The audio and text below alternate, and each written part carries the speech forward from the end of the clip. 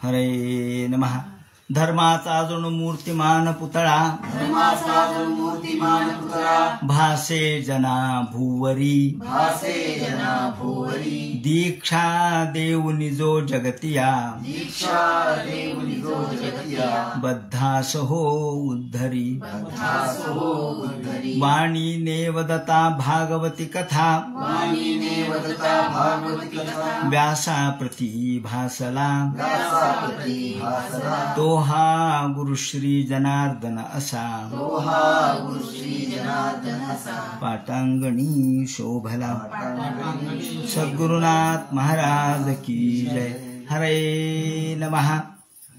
आज गुरुपौर्णिमा म्हणजेच व्यास पौर्णिमा. ज्ञानाचा प्रसार, प्रचार आणि ज्ञान प्रकाशित करण्याचं कार्य ज्या व्यास महर्षींनी केलं, ज्या व्यास महर्षींनी 18 पुराणे केली, त्याचप्रमाणे वेदांचे 4 विभाग केले आणि ज्ञान सामान्य माणसाच्या पर्यंत आणण्याचं काम केलं. द्विज बंधूनाम, स्त्री शूद्र द्विज बंधूनाम, स्त्री शूद्र आणि सामान्यातील सामान्य या लोकांपर्यंत प्रथमतः व्यास महर्षींनी ज्ञान पोहोचवलं. म्हणून अशा महर्षी व्यासांना आणि व्यास परंपरा चालवणारे सर्व महनीय आचार्य ज्यांना मी वंदन करतो. नमोस्तुते व्यास विशाल बुद्धे फुल्लारविंदायत पत्र नेत्र, येन त्वया भारत तैलपूर्ण प्रज्वालितो ज्ञानमय प्रदीपः. म्हणून व्यास महर्षींना नमस्कार करतो. आणि व्यासांची गादी जे जे चालवतात ते सर्व पुराणिक आचार्य, पंथाचे प्रमुख आणि ज्ञानप्रसारक या सर्वांना माझं शिरसा वंदन आहे. ज्या व्यासांनी परिपक्व बुद्धीने भागवत हा ग्रंथ लिहिला, रचला, 17 पुराणं लिहिल्यानंतर त्यांनी 18वं पुराण भागवत लिहिलेलं आहे. म्हणजे परिपक्व बुद्धीने लिहिलेलं आहे. व्यासांची बुद्धी अपरिपक्व होती असा त्याचा अर्थ नाही, परंतु ज्या व्यासांना प्रसाद प्राप्त झाला, गुरुचा प्रसाद प्राप्त झाला, हे मला सांगायचंय. गुरुच्या प्रसादाने, व्यासांचे गुरु म्हणजे नारद, नारद महर्षींनी त्यांना उपदेश केला. हा उपदेश एका शब्दात केला, परंतु तो उपदेश केल्याबरोबर त्यांच्या अंतःकरणात पालट झाला आणि त्यांनी भक्ती मार्ग प्रगट करणारं भक्तिशास्त्र या ठिकाणी रचलं, जे भक्तिशास्त्र म्हणजे श्रीमद भागवत आहे. म्हणून भागवताचा अभ्यास, भागवताचं वाचन, भागवताचं चिंतन म्हणजेच सर्व शास्त्रांचं चिंतन आहे. म्हणून सदा सेव्या श्रीमद भागवती कथा असं म्हटलं जातं की नित्य तुम्ही भागवताची सेवा करा. आता सेवा म्हणजे काय, पाय दाबायचे का? सेवा म्हणजे काय करायचे? अहो, सेवा म्हणजे त्याचा अभ्यास करा. भागवताच्या एकेका शब्दामध्ये भगवंताचं जे अधिष्ठान आहे त्याचा शोध घ्या. म्हणून या ठिकाणी भागवत ग्रंथ आपण चातुर्मास्यामध्ये कथन करतो.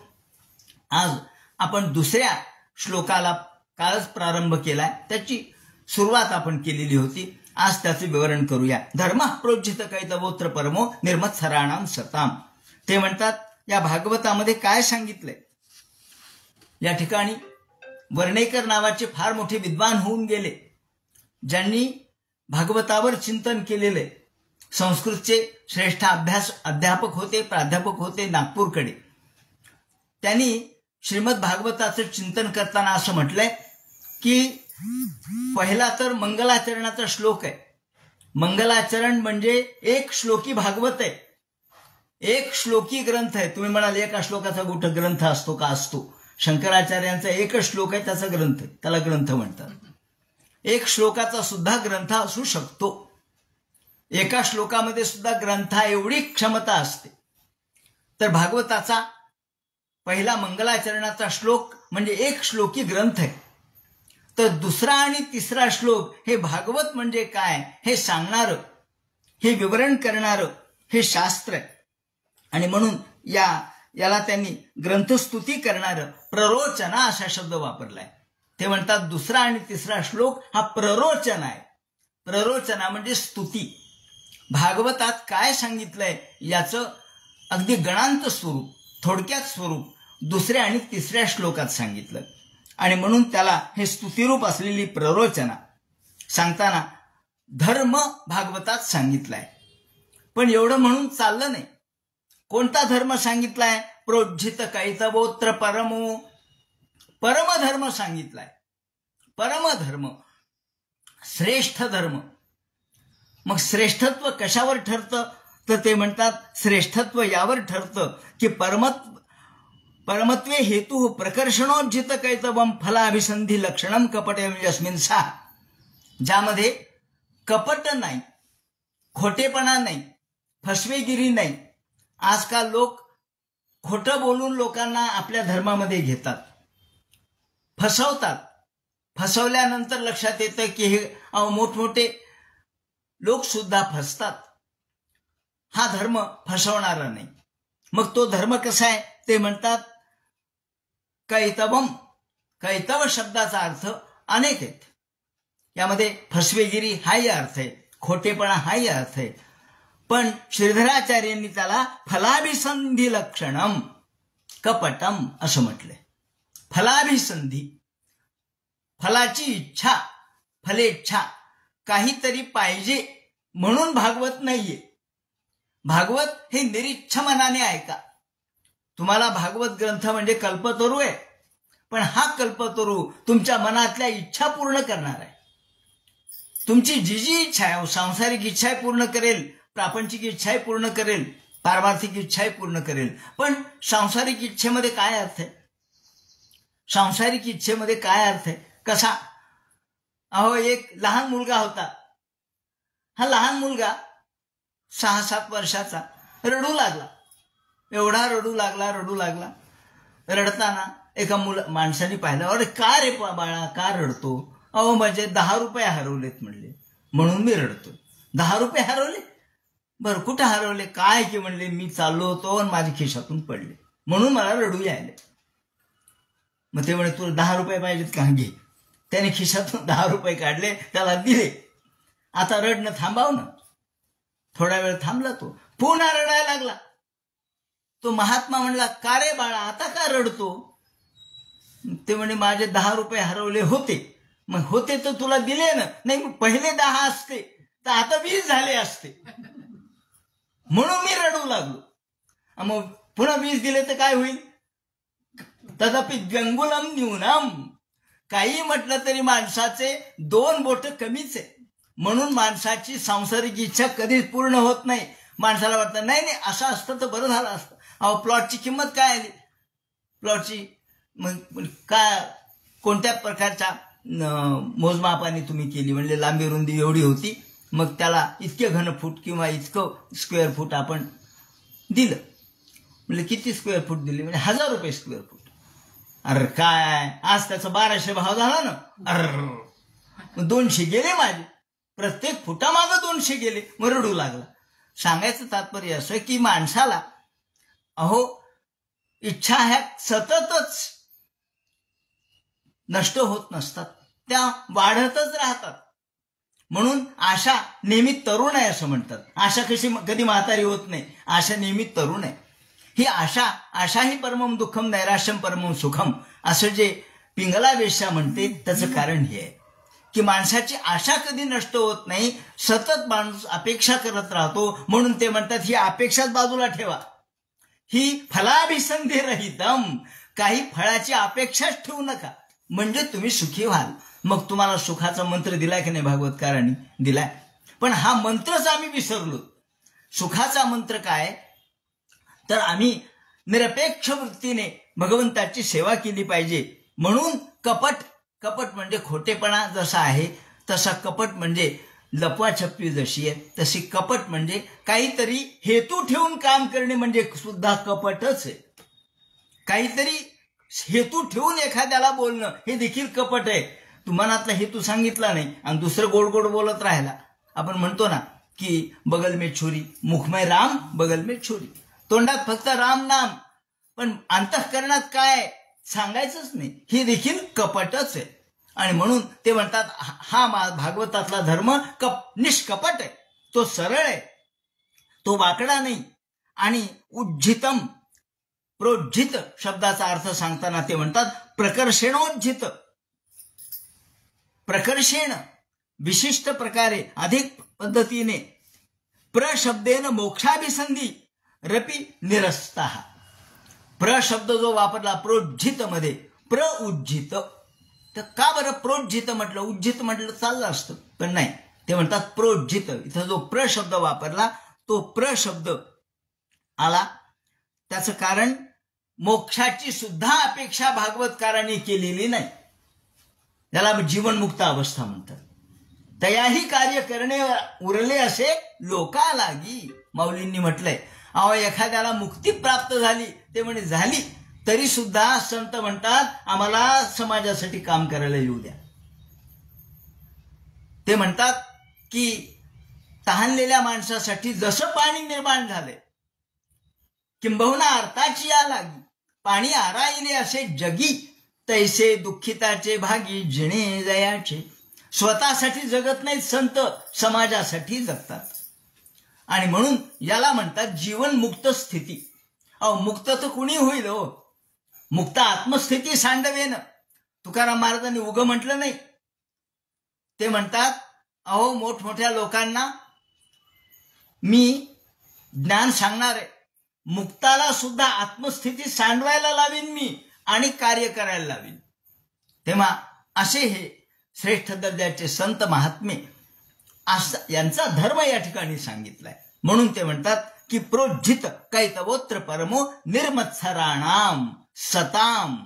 काय एक एक शब्द वापरलेत की ज्या प्रत्येक शब्दाने निर्मत्सर. मत्सर हा माणसाचा स्वभाव आहे.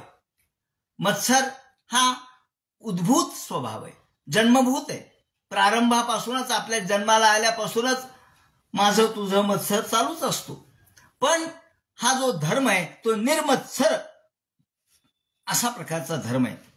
आणि तो सताम, सतौ संतः, जे सत्य आहे, जे सत्व संपन्न आहे, त्या सत्व संपन्नतेमधून हा धर्म प्रगट झालेला असल्यामुळं केवळ ईश्वराराधन लक्षणो धर्मो निरूप्यते इति. फक्त भगवंताची आराधना या धर्मात सांगितली आहे. ईश्वराराधन. मग ते म्हणतात ईश्वराराधन सांगितलं हे तर साधन आहे, साध्य कोणतं आहे? ते म्हणतात साध्य आणि साधन एकच आहे. ईश्वराराधन हेच साधन आणि ईश्वराराधन हेच साध्य. असं कसं हो म्हणले? दैनंदिन जीवनात तर साधन वेगळं साध्य वेगळं. ते म्हणे हो बरोबर आहे, पण ऊस काय? ऊस, आपण ऊस पाहिला, मग ऊसाचं फळ काय? ऊसाचं फळ ऊसच आहे का? अहो त्याचं रोपही ऊसच आहे, फळही ऊसच आहे. गोडी शिवाय ऊसात दुसरं काही नाही. म्हणून ऊस हे साधनही आहे आणि ऊस हे साध्यही आहे. कारण गोडी त्याच्या पेरात भरलेली आहे.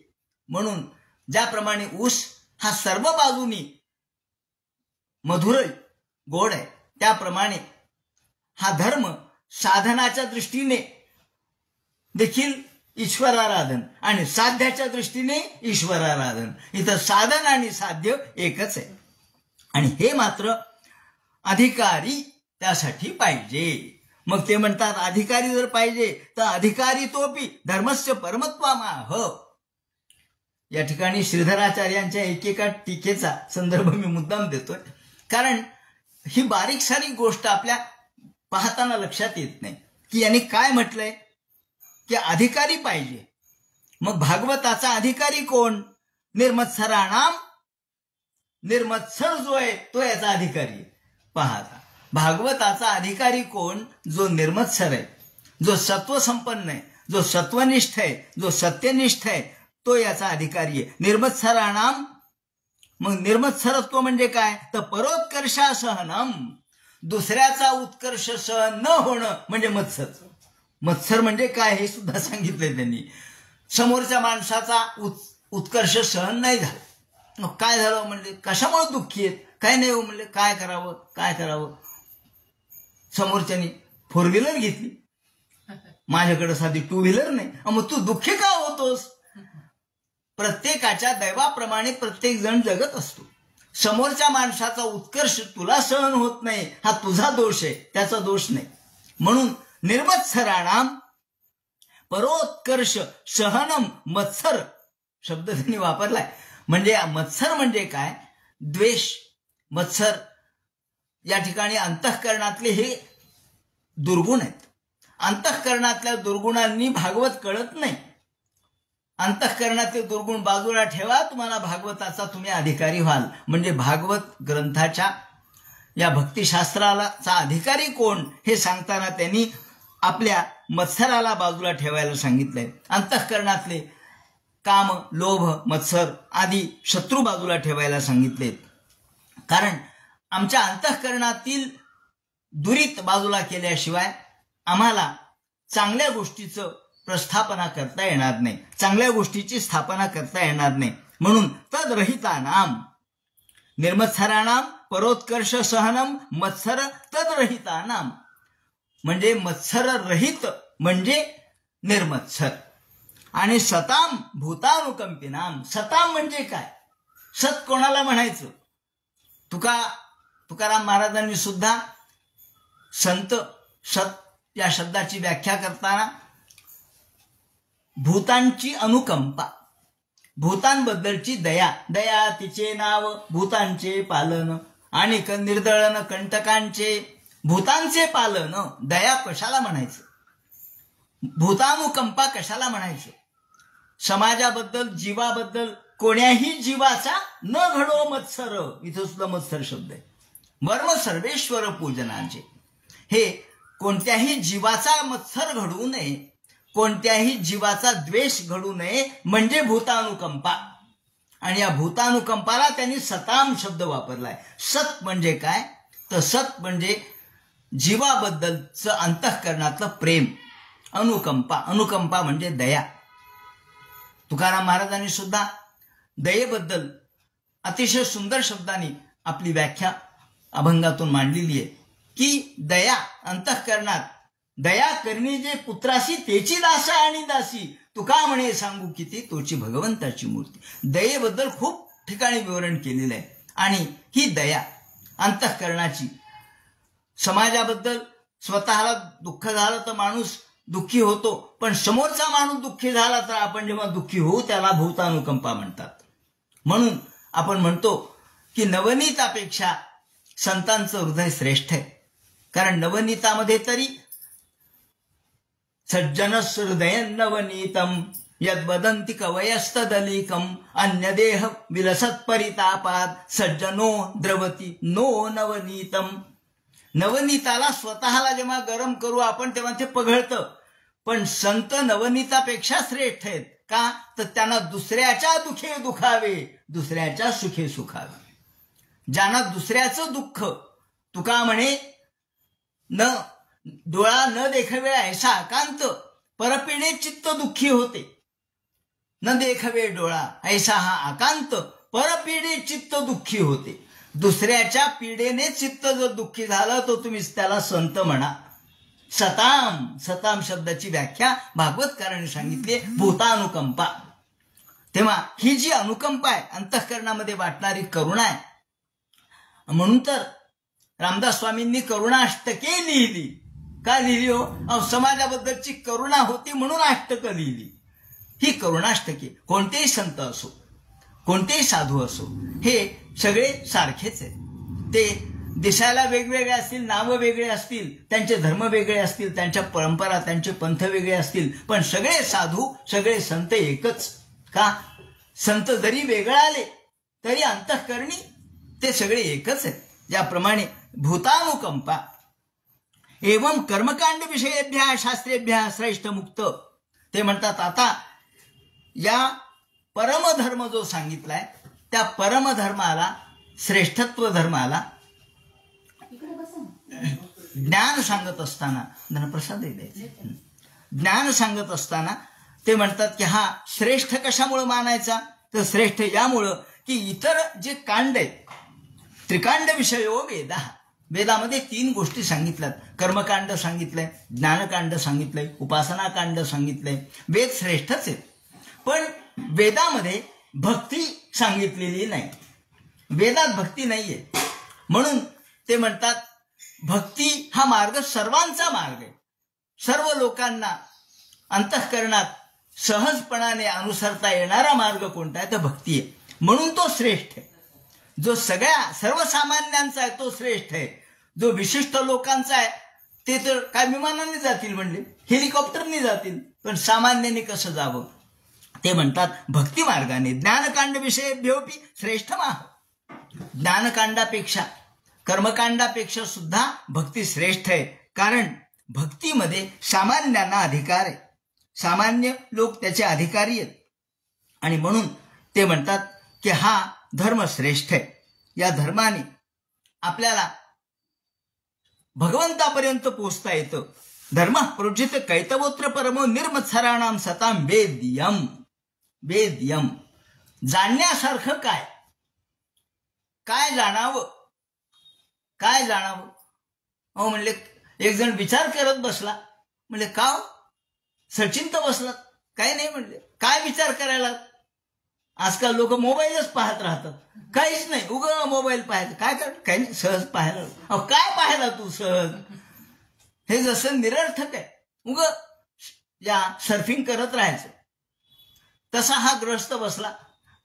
ते म्हणले काय नाही, हे समोर गाढव दिसतंय ना? हो म्हणले दिसतं. तर गाढवाचं काय? नाही नाही नाही, त्या गाढवाच्या अंगावर केस किती असतील बरं? त्याचं काय करायचं तुला? नाही नाही, उगाच सहज. काही गरज आहे का? त्यातून मिळणार आहे काय बरं? त्यात काय लाख, 2 लाख, 5 लाख केस निघाले, त्याचं काय मिळणार आहे फळ? काही नाही. कमी निघाले तरी काय मिळणार आहे? काही नाही. म्हणजे विचार माणूस असा करतो की जो निरर्थक आहे. म्हणून कशाचा विचार करावा? वेद्यम. वेद्यम म्हणजे काय जाणावं.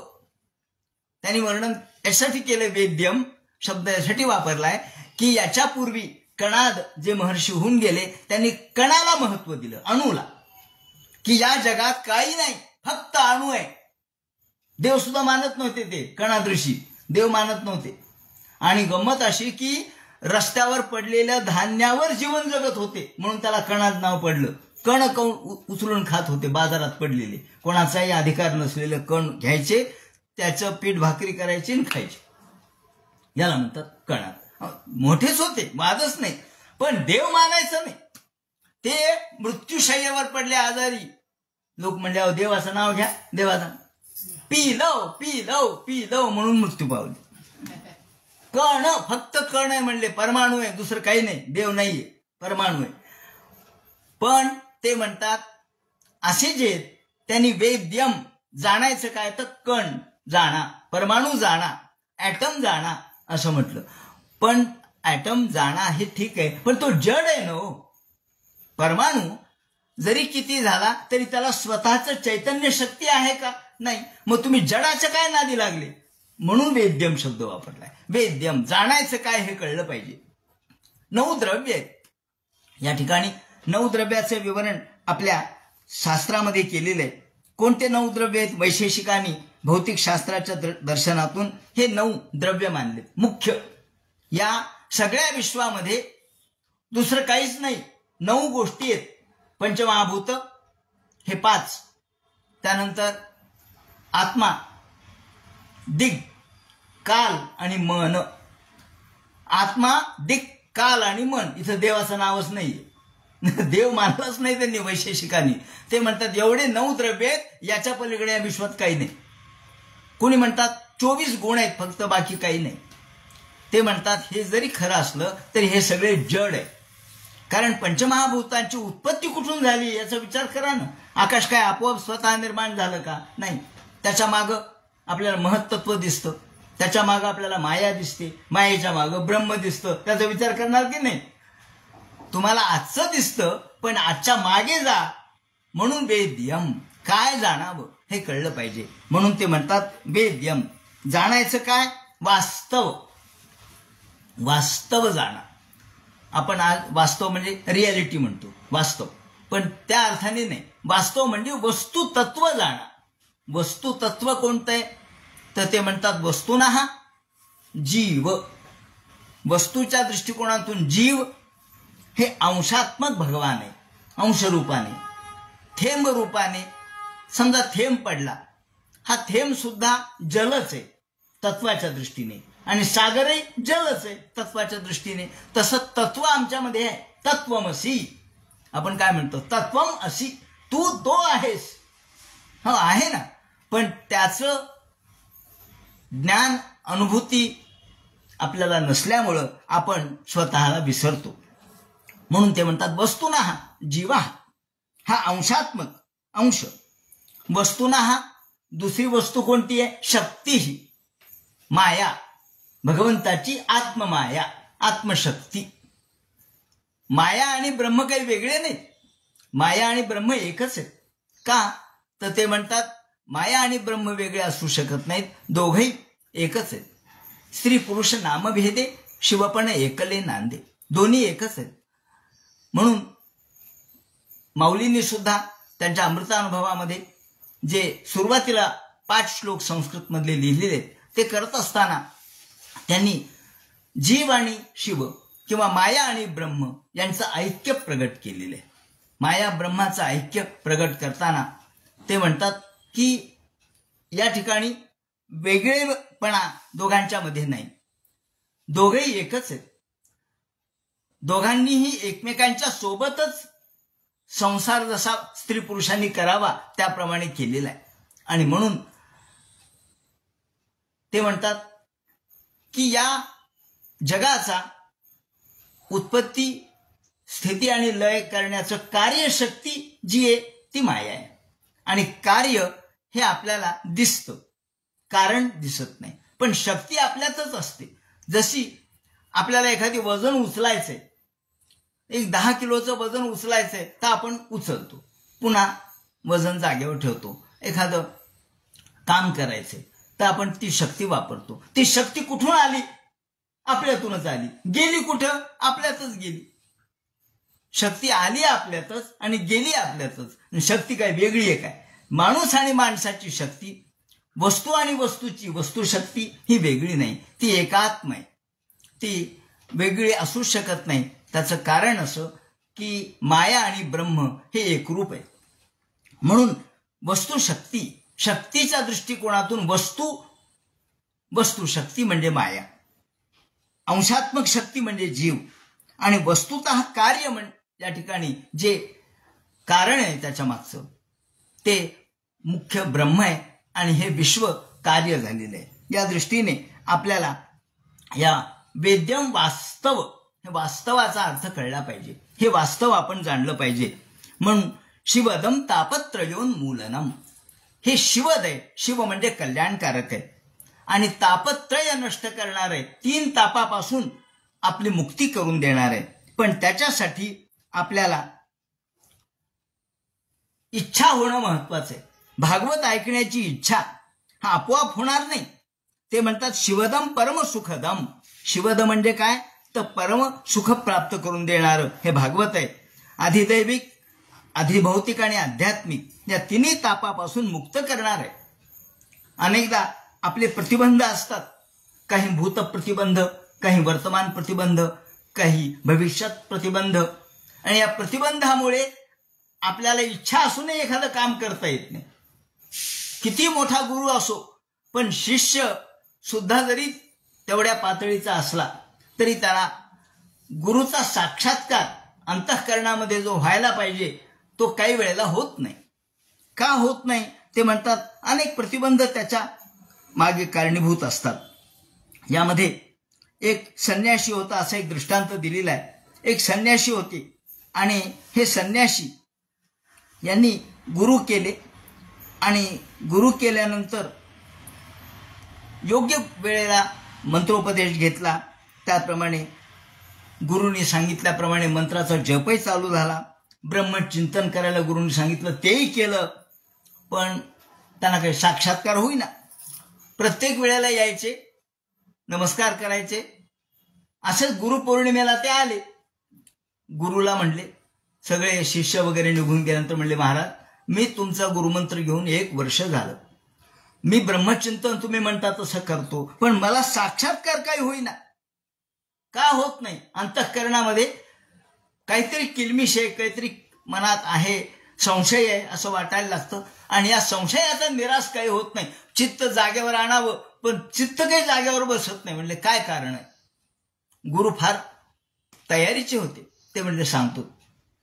भोजन बिजन झाल्यानंतर त्यांनी डोळे झाकले आणि डोळे झाकल्यानंतर त्या गुरुनी पाहिलं. अरे म्हणले, याच्या मागच्या जन्मामध्ये याचं मन एका महिषीवर बसलेलं होतं. आता महिषी म्हणजे राणी, संस्कृतमध्ये महिषी म्हणजे राणी.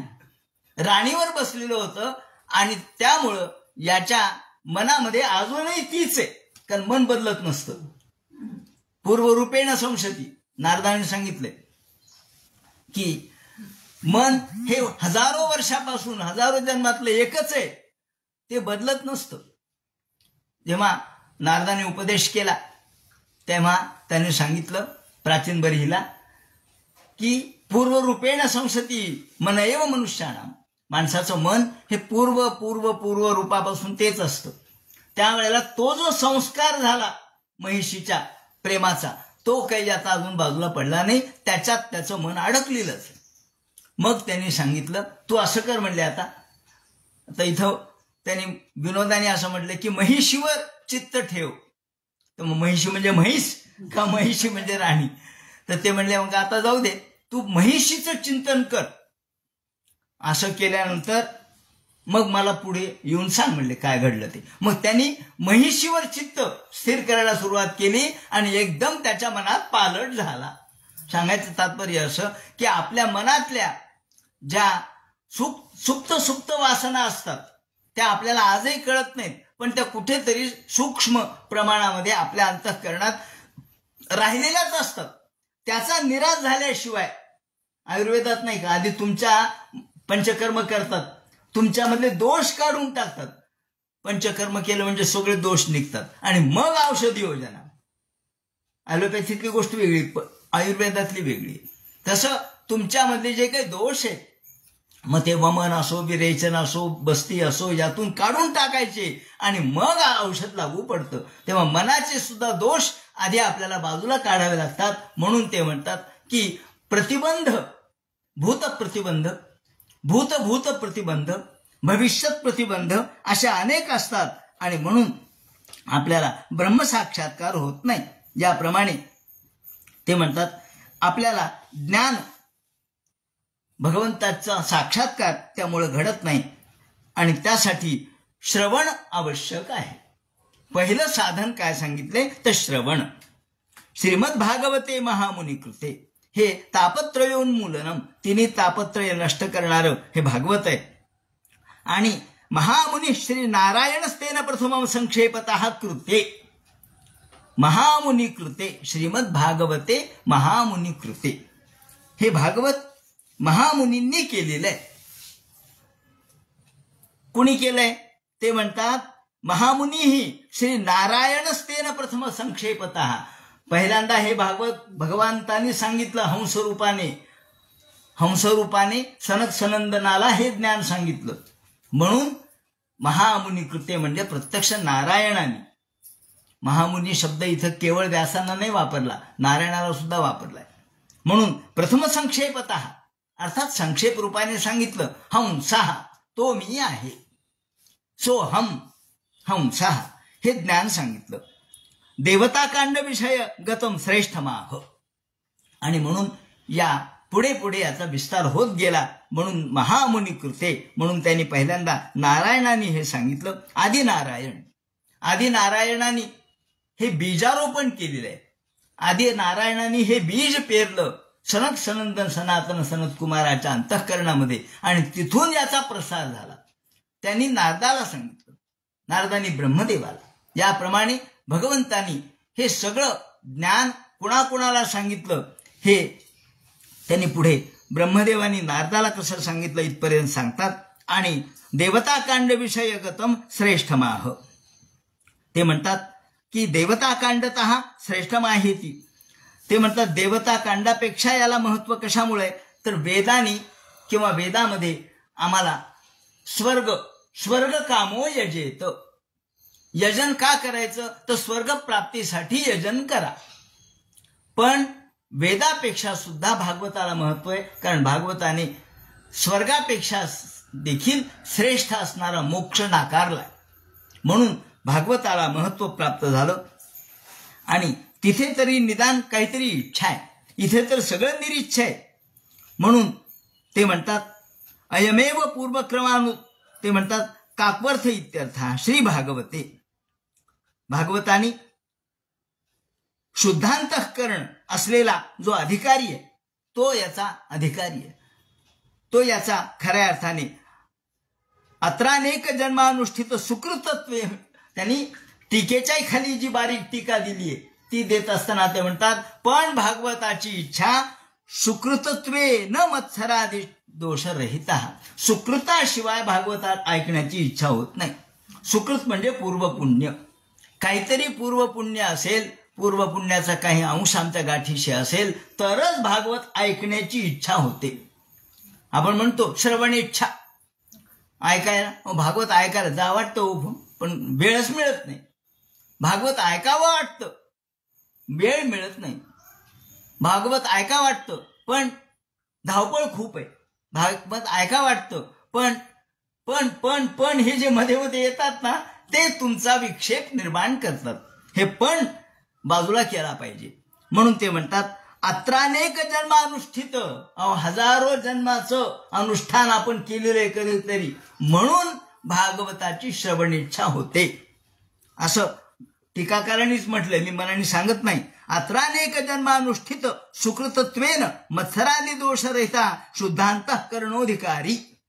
जो शुद्धांतःकरणाचा आहे तो याचा अधिकारी आहे. साधनतया श्रवणादी धर्मस्थळ प्राप्यत सच्चिदानंदात्मको भगवांश्च विषय. भगवान स्वतः, भागवताचा विषय काय? भगवान. भागवताचा विषय दुसरा काही नाही. अनेक विषयामध्ये आपलं मन लडबडलेलं असतं, परंतु भागवताचा विषय निर्विषय, आणि म्हणून तो निर्विषय करू शकतो. ज्याचं नेहमी आपण चिंतन करतो तसं मन बनतं. म्हणून चिंतन कशाचं करावं, स्मरण कशाचं करावं, तर सत असणाऱ्या गोष्टीचं. कारण जे जे आपण मनात आणतो ते ते घडत असतं. ज्याचं चिंतन करतो, विवेकानंद सुद्धा म्हणतात जो ज्याचा विचार करतो तो तसा बनतो. हा सिद्धांतच आहे. जो ज्याचा विचार करतो, तुम्ही कोणाचाही विचार करा, तुम्ही तसेच बनाल. कारण तुमचं मन तसं बनतं, आणि मन बनले की विचार बनतात, विचार बनला की माणूस बनतो. तसा तुम्ही ज्याचा विचार कराल सतत त्याचं प्रतिबिंब तुमच्या मनात पडत असतं. म्हणून आपण तन्मे मन शिवसंकल्पमस्तु, आपला वेद काय सांगतो, म्हणून तन्मे मनः शिवसंकल्पमस्तु, चांगलं विचार करा. चांगलं तमसोमा ज्योतिर्गमय मृत्योर्मा अमृतंगमय. नेहमी मृत्यूचा विचार करू नका, नेहमी दुःखाचा विचार करू नका, नेहमी वेदनेचा, कष्टाचा, क्लेशाचा, दुसऱ्याचा विचार करू नका. तुम्ही आत्ममग्न होऊन आत्म्याचा विचार करा. म्हणून ते म्हणतात अत्र तू श्रुती शुभी श्रोतुमिच्छद्भी रेव तत्क्षणादेव रुध्यते. तेव्हा भागवताचं वैशिष्ट्य असं आहे की तुमच्या मनातील त्या सगळ्या किल्बिष दूर गेले, तुमचं मन स्वच्छ झालं, तुमचं मन पुण्यकारक झालं की ताबडतोब भागवत ऐकण्याची इच्छा होते आणि तत्क्षणादेव रुध्यते. वेदाच्या अभ्यासाने फार उशिरा आपल्याला लाभ प्राप्त होतो. वेद 12 वर्ष शिकायचे, मग अध्ययन करायचं, अध्ययन झाल्यावर पुन्हा दररोज त्याच्यावर आवृत्ती करायची. करायला कितीतरी वर्ष वाया घालवावे लागतात. पण भागवताचं असं नाही. तुमच्या मनात श्रवण इच्छा झाली, ती सत्कर्माशिवाय होणार नाही. ती श्रवण इच्छा झाली, तुम्ही श्रवणाला आलात की तुमच्या अंतःकरणातील दुरिता आपोआपच नष्ट होतात. श्रवण इच्छा तू पुण्येर्विना नोत्पद्यते इत्यर्थ. पहा, शब्द त्याने असाच वापरलाय. श्रवण इच्छा तू पुण्येर्विना नोत्पद्यते. पुण्याशिवाय श्रवणीच्या इच्छा सुद्धा होणार नाही. आणि म्हणून आपण ही इच्छा निर्माण झाल्याबरोबर आपण भागवत ऐकायला लागतो, आणि ऐकता ऐकता ऐकता तद्रूप होतो, आणि तत्क्षणादेव रुध्यते. ताबडतोब त्याने शब्द वापरलाय श्रीमद भागवते महामुनी कृते किंवा परैरीश्वरा. किंवा परैरीश्वरा या ठिकाणी किंवा परैरीश्वरा म्हणजे काय ते म्हणतात परई इतर. जर तुम्ही एकदा भागवत शास्त्र ऐकलं तर इतर ऐकायची काय गरज आहे? पर म्हणजे इतर. परैर ईश्वरा, बाकी काही ऐकायची गरज नाही. एकदा भागवत ऐकलं की सगळं ऐकलं. एकदा भागवत श्रवण केलं, भागवताचं चिंतन करू लागलात की तुम्ही सगळं केलं. होम केले, हवन केलं, अनुष्ठान केले, तीर्थयात्रा केल्या, सगळं केलं. भागवत ऐका. म्हणून भागवत ऐकलं म्हणजे सगळं केलं. किंवा परैर ईश्वरा, बाकीची करायची काय गरज आहे, हा अर्थ आहे. किंवा परैर ईश्वरा. आणि व्यास महर्षी हे प्रति परमेश्वरच होते. म्हणून आपण व्यास महर्षींना असं म्हणतो की ते प्रत्यक्ष विष्णू आहेत, ब्रह्मदेव आहेत आणि महादेव आहेत. ह्या तिन्हीचं रूप त्यांच्यामध्ये. त्यांना द्विबाहू, 2 बाहू आहेत, परंतु द्विबाहू असलेले विष्णू आहेत. त्याचप्रमाणे एक तोंड असलेले अचतुरो ब्रह्मा असं म्हटले व्यास महर्षींना. अचतुरो ब्रह्मा. ब्रह्मदेवाला 4 तोंड आहेत, पण ज्यांना एकच तोंड आहे पण हे ब्रह्मदेव आहेत. त्याचप्रमाणे विष्णूला 4 हात आहेत, ज्यांना 2च हात आहेत, पण हे विष्णू आहेत. आणि हे महादेवही आहेत. याप्रमाणे तिन्ही देवांचं एकत्रीकरण ज्यांच्यामध्ये. म्हणून प्रत्यक्ष व्यास महर्षी म्हणजे भगवंताचा दत्तावतार असं मानावं लागेल. आणि ते होतेच, अंशावतार होतेच. श्रीमद भागवते महामुनी कृते किंवा परैरीश्वरः सद्यो रुद्यव रुद्यते कृतुभि शुश्रूषिभिस्तत्क्षणात. आणि भागवत श्रवणाचं वैशिष्ट्य असं आहे की अत्र तू शुश्रूषिभिः, ऐकल्याबरोबर काय होतं ते म्हणतात, तुमच्या अंतःकरणामध्ये भगवान प्रगटतात आणि सगळे किल्बिष नष्ट करतात. सद्यो रुद्यव, सद्य म्हणजे तत्काळ, सद्य म्हणजे ताबडतोब. ताबडतोब म्हणजे मला उच्चार करायला सुद्धा वेळ लागेल. शब्द उच्चार करायला सुद्धा तेवढा वेळ लागत नाही, इतकं ताबडतोब. वीज चमकली म्हणता म्हणता गेली. किती वेळात चमकते हो, बघता बघता चमकली. ही जशी ताबडतोब चमकते, तिथे शब्द सुद्धा पोचत नाही, इतकी तत्काळ. कापूर पेटायला किती वेळ लागतो, नुसता त्याला स्पर्श झाला की पेटतो. तसा तुम्ही श्रवणाला आलात की भगवान तुमच्या अंतःकरणात आलाच म्हणून समजा. आणि अंतःकरणात आल्याबरोबर सद्यो रुद्यव रुद्यते कृतिभिः. सद्यो म्हणजे ताबडतोब. कुठे येतो मात्र दिसत नाही, अंतःकरणात येतो. कारण तुमचं अंतःकरण आधीच स्वच्छ झालेलं असतं, निर्मल झालेलं असतं, निर्मत्सर झालेलं असतं, सताम. आणि असं हे शिवदम सुखदम असं अंतःकरण झाल्यामुळे भगवान तिथे प्रगटतो. आणि अवरुध्यते कृतिभिः, ते म्हणतात देवावरुध्यते, देव आपल्या अंतःकरणात प्रगटतो. आणि मात्र कृतिभिरिती श्रवणेच्छातु, पण त्यासाठी कृती करा. तुम्ही येण्याचं कष्ट घ्या, ऐकण्याचे कष्ट घ्या. कानाच्या माध्यमातून मनामध्ये भगवान प्रवेश करतो आणि सगळ्या प्रकारच्या अभद्रांना नष्ट करतो. कानाच्या माध्यमातून भगवान इथे व्यक्त होतो. तो शेवटी माध्यम कोणतं आहे? माध्यम कान आहे. कान हे शब्दाचं आपल्याला ग्रहण करण्याचं साधन आहे. त्यामुळे त्या शब्दातून भगवान अंतःकरणात प्रवेश करतो अर्थरूपाने आणि अर्थाचं प्रगटीकरण करतो. हे पूर्व पुण्याशिवाय शक्य होत नाही. म्हणून ते म्हणतात किंवा परैरीश्वरः सद्यो रुद्यव रुद्यते कृतिभिः. अत्र कृतिभिः, अत्र म्हणजे इथे. त्यासाठी कृतिभिः, कृतींची गरज आहे, कार्य करण्याची गरज आहे. सामर्थ्य आहे चळवळीचे, जो करील तयाचे. तेथे अधिष्ठान पाहिजे ईश्वराचे. आपल्याला कर्तव्य करावं लागतं. हे केल्यानंतर आपोआपच भगवान आपल्या अंतःकरणात प्रगटतो. कृतिभिरीती श्रवणेच्छा तू पुण्यैर्विना नोत्पद्यते इत्यर्थः. तस्मात् दत्तत् कांडत्रयास्यपि यथा वत् प्रतिपादनादि मेव सर्वशास्त्रेभ्यः श्रेष्ठ मतो. आणि म्हणून हे भागवत शास्त्र सर्वात श्रेष्ठ आहे. इतर शास्त्रासाठी आपल्याला अध्ययन करावं लागतं किंवा कार्य करावं लागतं, यज्ञयाग करावं लागतो, होम करावा लागतो, फिरावं लागतं, पण तीर्थाटन तरी करावं लागतं. आणि इतर कर्मकांड अवघड आहेत. आणि कर्मकांड इतकं सोपं नाही. समर्थांनी म्हटल्याप्रमाणे कर्म एखादं करायला लागलो तर ते काही परिपूर्ण घडत नाही आणि घडलेल्या कर्माचं पुण्यही पदरी पडत नाही, कारण कर्म फार कठीण आहे. आपण दररोज संध्या करतो. केशवनारायण माधव गोविंद नाथ महाराजांनी वर्णन केले त्यांच्या एकादश स्कंधात की पळी किती खोल असावी, किती प्रमाणात पाणी आपण घेतलं पाहिजे. केशवनारायणला जास्त घेतलं तर ते दारू पिल्यासारखं होतं म्हणजे झालं का नाही पंचायत. म्हणजे आपण करायला कर्म सत्कर्म, त्यातून झालं दुष्कर्म. म्हणून कर्मकांड कठीण आहे. कर्मकांडापेक्षा आपण ज्ञानकांडापेक्षा भक्तिकांडाकडे गेलं पाहिजे आणि भक्तीने आपल्याला भगवंत प्राप्त होतो. शुश्रूषभिस्त क्षणात, ताबडतोब शुश्रूषभी, ऐकल्याबरोबर भगवान प्रगटतो. सद्योरुद्यव जेथ भगवंत प्रगटे त्या नाव कवित्व, त्याला कवित्व म्हणावं. ज्यातून भगवान प्रगटतो, भगवंताचं आविष्करण ज्यातून होतं.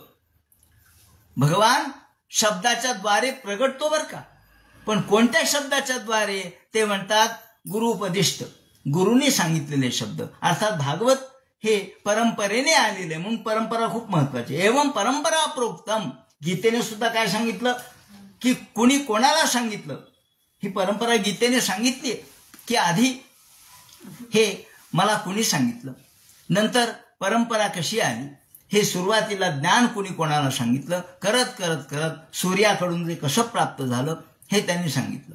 तशी परंपरा या ठिकाणी एवं परंपरा प्रोक्तम, परंपरा म्हणून महत्वाची आहे, कारण परंपरेने लोक मुक्त होत आलेले आहेत, हा सिद्धांत आहे.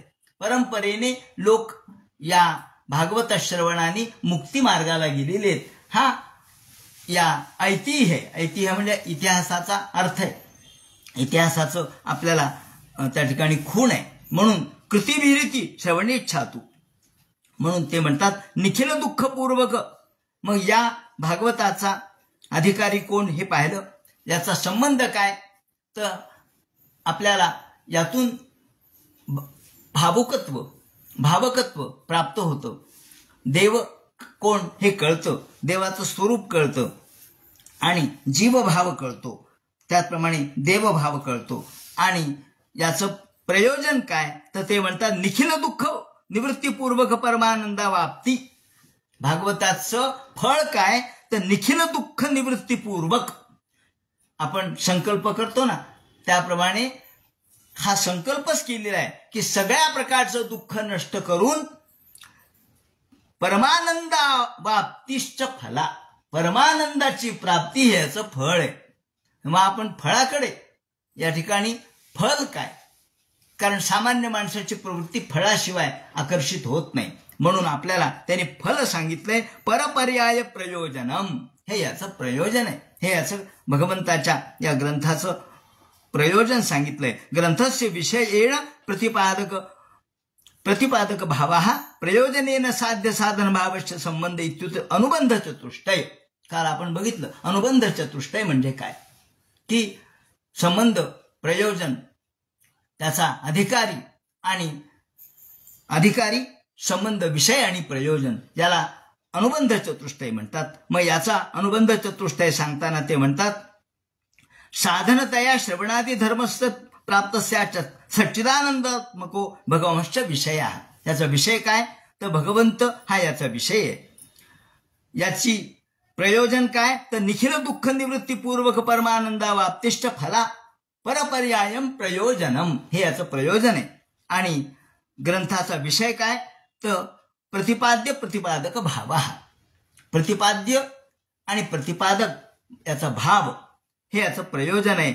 आणि साध्य आणि साधन याचा भाव संबंध. साधन आणि साध्य वेगळं नाहीये. साधन भक्ती हीच पुढे साध्य भक्ती होते.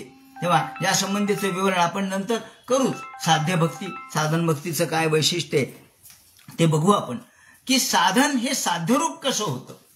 आणि म्हणून याप्रमाणे या अनुबंध चतुष्टयाचा विचार या ठिकाणी केलेला आहे. म्हणून ते म्हणतात धर्म प्रोज्जित कैतवोत्र परमो निर्मत्सराणाम सताम वेद्यम वास्तवमत्र वस्तु शिवदम तापत्रयोन्मूलनम. त्याचं तापत्रयाचं उन्मूलन करणारा हे भागवत ग्रंथ आहे. असा हा श्रीमद भागवत ग्रंथ महामुनी कृते प्रत्यक्ष भगवंतांनी केलेला आहे, व्यास महर्षींनी रचलेला आहे. आणि त्याला गुरुचा अधिकार जो होता नारद महर्षींनी उपदेश केला. कुणी सांगितलं याला सुद्धा महत्व आहे ना. आपण कीर्तनामध्ये एखादा श्लोक अभंग घेतो सुरुवातीला आणि कीर्तनकार त्यावर चिंतन करतो. मग हा अभंग आपण आपलाच घेतो का? नाही. का नाही घेत? आपल्याला काय महत्व आहे? ज्ञानेश्वर माऊली, तुकाराम महाराज यांचे अभंग आपण घेतो का बरं? त्या अभंगाच्या मागे त्यांची शक्ती आहे. अभंगाच्या मध्ये जसं उदाहरण सांगायचं झालं तर आदेश दिला कलेक्टरने आदेश दिला, हा तर सगळ्यांना मानावं लागेल. पूर्ण त्या जिल्ह्यातल्या लोकांना मानावं लागेल ना. नाही, आदेश कोणी दिला? आदेश का? तो कलेक्टरच्या समोर बसला, स्टूलवर नोकर असतो ना, त्याने त्याला कोण विचारतो हो म्हणले? त्याला काय आदेश देण्याचा अधिकार आहे? का हो म्हणले? कलेक्टर ऑफिसमध्ये बसतो ना. ऑफिसमध्ये बसू द्या, पण स्टूलवर बसतो. कलेक्टरनी बोलावल्यानंतर येतो. म्हणजे आदेश कोणाचा हे महत्वाचं आहे. तसं कोणी सांगितलं तर ज्ञानेश्वर माऊली म्हणतात, तुकाराम महाराज म्हणतात, नामदेव महाराज म्हणतात, एकनाथ महाराज म्हणतात. मग कोण म्हणतं याला महत्व आहे? कोणाचे शब्द आहेत? व्यास महर्षींचे शब्द आहेत, म्हणून याला महत्व आहे. म्हणून भागवताला महत्व काय? तर व्यासांचा अधिकार मोठा होता आणि म्हणून त्या अधिकाराप्रमाणे शब्द आलेले, त्या शब्दामध्ये त्या अधिकाराची शक्ती आहे, सामर्थ्य आहे. ते अधिकार उगच नाहीये, तो प्राप्त करून घेतलेला आहे त्यांनी. म्हणून जे संतांची वाणी आहे त्याच्या मागे जी प्रसाद गर्भता असते. बोला, माऊलींनी म्हटलंय की बोलाची वाटण पाहे, अर्थू बोलाची वाटण पाहे, तेथ अभिप्रायोची अभिप्राया तेवी, भावाचा फुल्लोरा हो तुझाय मतीवरी. याप्रमाणे आधी शब्द येतात, ते म्हणतात आपले, आणि मग अर्थ येतो. माऊलींचं तसं नाहीये, संतांचं तसं नाही. त्यांचा अर्थू बोलाची वाट न पाहे, अर्थ आधी प्रगटतो आणि मग मागून बोल येतो. अर्थू बोलाची वाट न पाहे, तेथा अभिप्रायोची अभिप्राया ते बिये, 9व्या अध्यायामध्ये माऊली म्हणतात. त्याप्रमाणे इथे अर्थ प्रगटतो आणि मग शब्द येतात. आपला वाचमर्थानुधावती, वाणीला वाटतं अरे अर्थ चाललाय पुढे, आपण त्याच्या मागे धावा. आणि आपलं कसं आहे, आधी शब्द येतात मग अर्थ येतो. वाचमर्थानुधावती असं वर्णन केलेलं आहे एका संस्कृत काव्यामध्ये, की जे मोठे संत महात्मे असतात त्यांचे अर्थ पुढे प्रगटतात, मग वाचा येते, आपली वाणी पुढे येते, मग अर्थ येतो. म्हणून आधी निर्गुण येतं आणि मग सगुण. श्रेष्ठ संतांचं आपलं तसं होत नाही. असो, याप्रमाणे या दृष्टीने शुश्रूषभिस्त क्षणात आपण ऐकतात क्षणीच आपल्या अंतःकरणाच्या सगळ्या वासना जळून जातात. आणि म्हणून आपल्याला इदानीं तू केवल सर्वम शास्त्रेभ्यः, म्हणून सगळ्या शास्त्रामध्ये जर सेव्य काय असेल, सेव्य म्हणजे सदा सेव्य नित्यम भागवती कथा. सदा सेव्य काय असेल तर फक्त भागवत निगमेती. आणि असं भागवत मग निगमतर कल्पतरोर गलितम फलम शुकमुखाद मृतद्रव संयुतम पिबत भागवतम रसमालयम मुहुरहो रसिका भुवि भावुका. म्हणून 3ऱ्या श्लोकामध्ये या भागवताचं महात्म्य सांगितलेलं आहे. म्हणून हे 2 श्लोक भागवत महात्म्याचे आहेत. भागवत महात्म्य काय? भागवत महात्म्य ते नाहीये, हे भागवत महात्म्य. म्हणून या ठिकाणी या 2 श्लोकामध्ये प्ररोचना केलेली आहे असं म्हटलेलं आहे वेलणकरांनी. तेव्हा असो, आता उद्याच्या चिंतनामध्ये आपण या 3ऱ्या श्लोकाचा विचार करू. हरे नमः. पुंडली गवर्धेर विठ्ठल सीताकांत स्मरण. जय जय राम. पार्वती पते हर हर महादेव. श्रीमज्जनार्दन गुरुमूर्तये नमः.